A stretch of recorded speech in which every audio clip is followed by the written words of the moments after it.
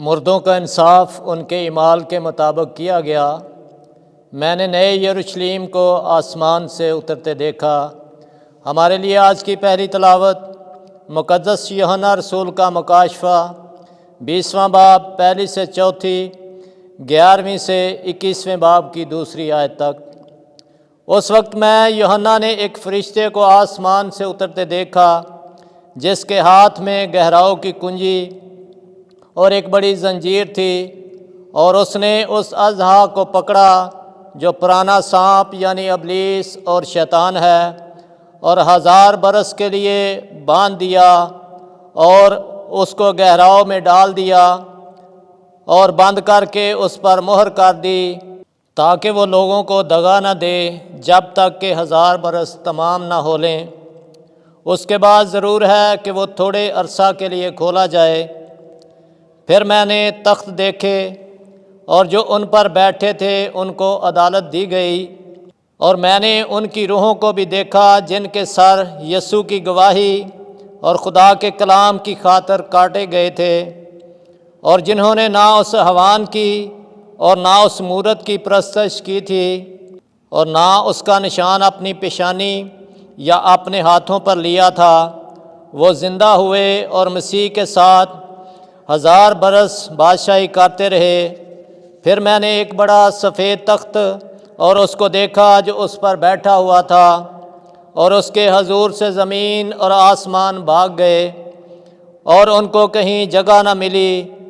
پھر میں نے دیکھا کہ مردے، کیا چھوٹے کیا بڑے، تخت کے سامنے کھڑے ہیں، اور کتابیں کھولی گئیں، اور ایک اور یعنی حیات کی کتاب کھولی گئی، اور مردوں کا انصاف جس طرح سے ان کتابوں میں لکھا تھا ان کے اعمال کے مطابق کیا گیا، اور سمندر نے ان مردوں کو جو اس میں تھے دے دیا، اور موت اور عالم اسفل نے اپنے مردوں کو حاضر کیا جو ان میں تھے، اور ان میں سے ہر ایک کا انصاف ان کے اعمال کے موافق کیا گیا۔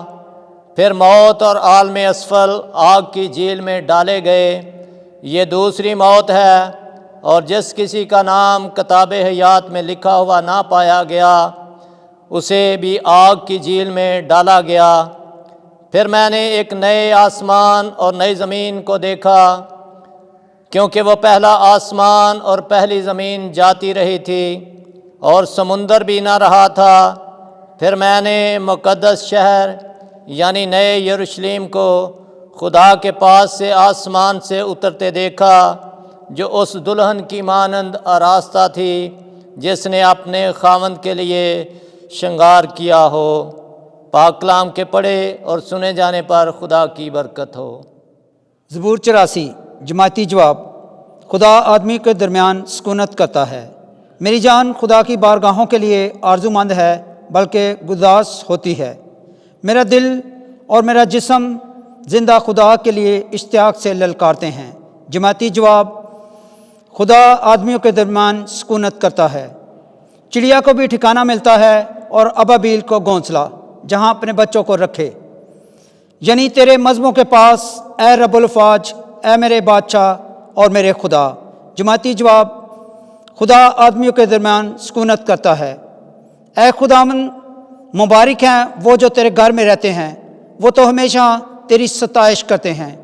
مبارک ہے وہ آدمی جس کی قوت تجھ سے ہے، وہ قوت سے قوت تک چلتے جائیں گے۔ جماعتی جواب۔ خدا آدمیوں کے درمیان سکونت کرتا ہے۔ خداوند آپ کے ساتھ ہو۔ انجیل مقدس لوکا کے مطابق اے خداوند تیری تمجید ہو۔ 21واں باب 29ویں سے 33ویں آیت۔ تم جب یہ ہوتے دیکھو تو جان لو خدا کی بادشاہی نزدیک ہے۔ ایک دن یسوع نے اپنے شاگردوں سے ایک تمثیل کہی کہ انجیر کے درخت اور سب درختوں کو دیکھو، جب ان میں کونپلیں نکل آتی ہیں تو تم دیکھ کر آپ ہی جان لیتے ہو کہ اب گرمی نزدیک ہے۔ اسی طرح تم بھی جب یہ ہوتے دیکھو تو جان لو کہ خدا کی بادشاہی نزدیک ہے۔ میں تم سے سچ کہتا ہوں کہ جب تک سب کچھ نہ ہو لے یہ نسل ہرگز نہ گزرے گی۔ آسمان اور زمین ٹل جائیں گے لیکن میری باتیں کبھی نہ ٹلیں گی۔ انجیل مقدس کے وسیلے سے ہمارے گناہ معاف کیے جائیں۔ اے مسیح تیری ستائش ہو۔